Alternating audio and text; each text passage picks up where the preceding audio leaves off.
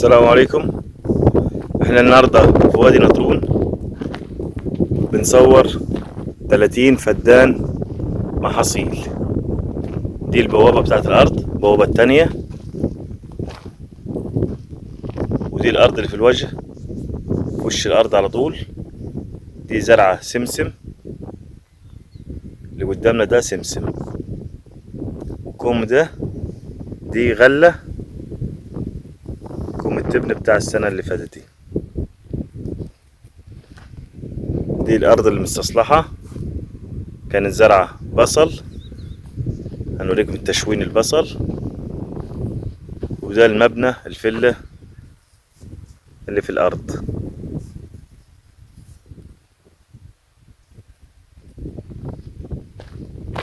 الأرض كلها شبكة رئيسية وشبكة فرعية، فيها مية وفيها كهرباء خاصة بالأرض. الأرض على الورق 28 فدان ونص. الأرض على الورق 28 فدان ونص. الحدود بتاعتها الغلة، الذرة قصدي، باين علينا دي. الجوزرين ده الحد بتاعها الشرقي، والجزء اللي هناك ده الحد البحري اللي هو فيه الجرار بيصلح الأرض بيجهز للذرة.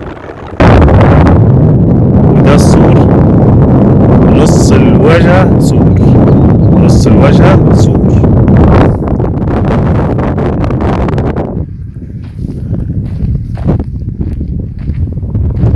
بالنسبة لمية الشرب، مية زي العسل، مية تشرب منها، بير خاصص بالأرض. الأرض تربة خليط، تربة 10/10. كانت زرعة بصل بسم الله ما شاء الله. ده الجرار اهو بيخطط في الأرض. دي المصادر اللي هيزرع عليها الذرة، وبعد الذرة يزرع بصل تاني. بصل على أرضه السنة دي وصل لحد 14,000، 14 جنيه لمصر. وصل لحد 14 جنيه الكيلو. أول البيع بتاعه وصل 10 جنيه، ثم بيزيد لحد الآن. موعد التصويري ده وصل 14 جنيه.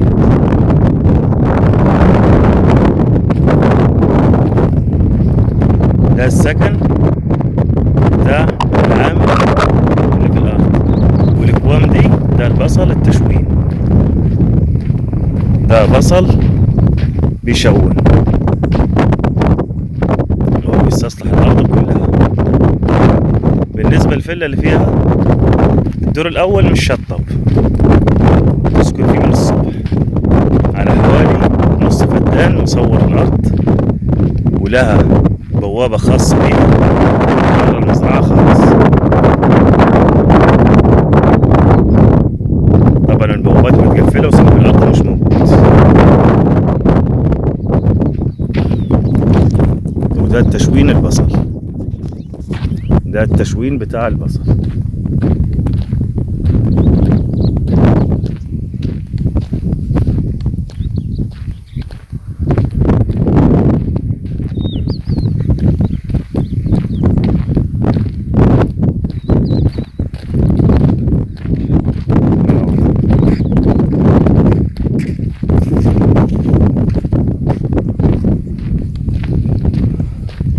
على الورق 28 فدان ونص، على الطبيعة 30 فدان.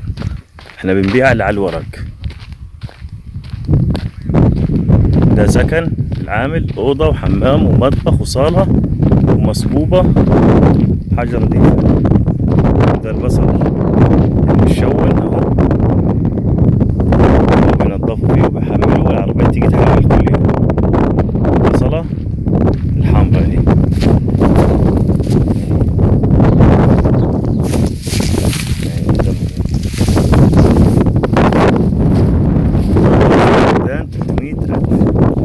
تبعد عن أسفلت الفرعي بوادي نطرون كيلو.